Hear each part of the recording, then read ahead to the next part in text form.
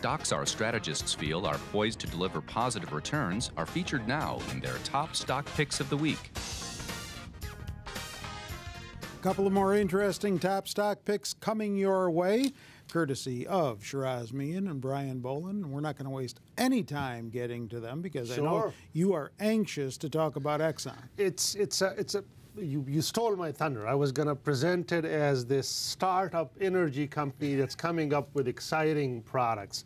But since you mentioned Exxon, yes, Exxon, and the reason I'm focusing and featuring Exxon is that I think after a very long time when the outlook for oil was all over the place, it's reasonable to become more constructive and favorable about the commodity. And I'm not suggesting that people should look forward to oil 65 or 85 or 100. I think the emergence of the U.S. shale has produced the higher point to which oil can reach. Okay. It's the odds of oil going back to where it used to be in 13, 14, and in prior period when it would jump to 100 or above. I think those are definitely behind us. But short of a major global economic crisis, the odds of oil going back to 20 or 30 are also behind us. And as the market gains more confidence in this $50, $60 oil, I think that's very beneficial for oil companies. And you could practically pick any of the oil companies to play this outlook. I picked Exxon for the sole reason that it's the biggest, least riskiest of the oil majors.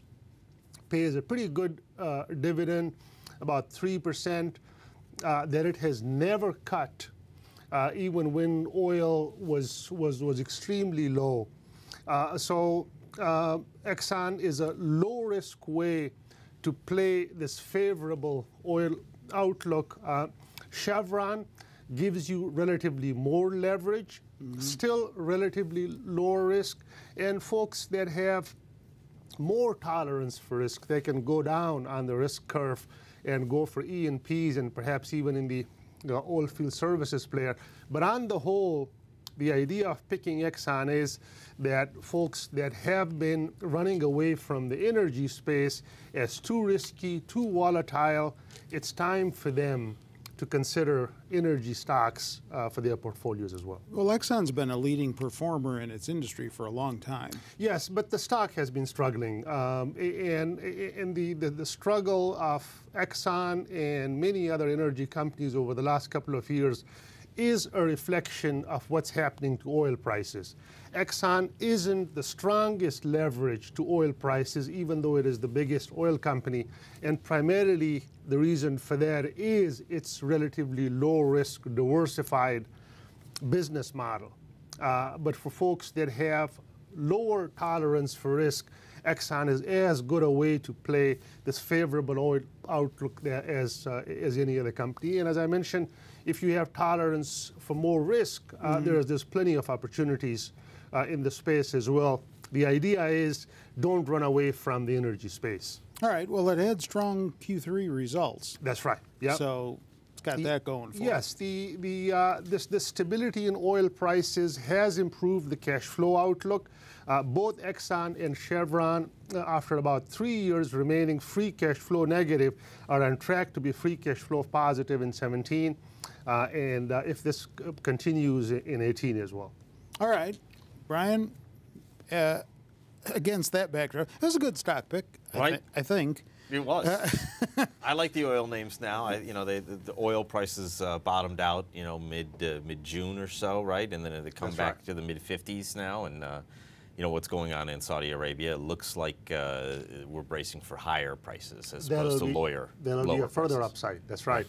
What are you seeing with this cybersecurity company? Yeah, Palo Alto Networks. The company is reporting earnings tonight, so not that much time to do due diligence here, but that's how we like it. We want that excitement.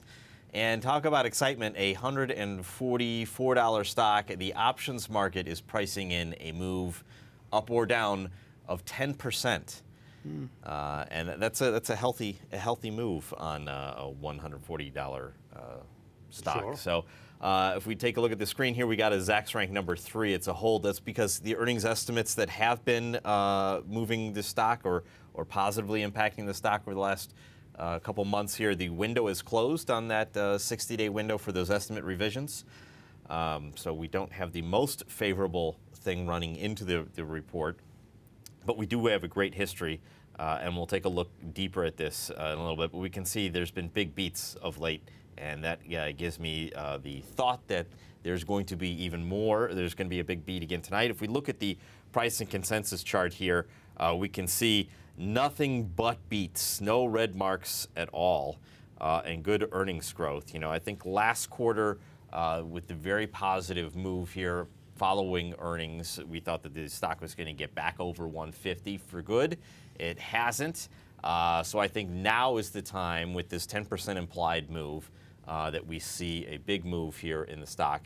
If we look out at the options market for this coming expiration, we can see there's the most open interest in the $160 calls. So that obviously is the target that the market is kind of looking for. I wouldn't be a bit surprised if by Friday that the price is pinned right around there. And that's a $15 move, right around that 10% from current levels. Well, today's November 20th, so after the close today. After the close tonight, yes. Right. It has a positive record of earnings surprises in recent quarters. Yes, it does. And more importantly, if we think about how the options market has looked at these, the last 4 quarters, the implied straddle, which is kind of where we put that expectation for the price to move, the stock has moved in excess of what the implied straddle has been. So a big mover of late in the last 4 reports. So the idea there is that the volatility that's been priced in over the last 4 reports, it's moved more than that. All right, and you own it? I own it personally, yes. All right. You own either of these? I own Exxon and Chevron, both in the focus list portfolio. Okay. You don't own Exxon? I do not own Exxon, no. Just had to clear that up. Well, thanks for that. And don't forget, more stock information is always on our website, Zacks.com. Get on over to the homepage and check it out. With Shiraz and Brian, I'm Terry Ruffalo.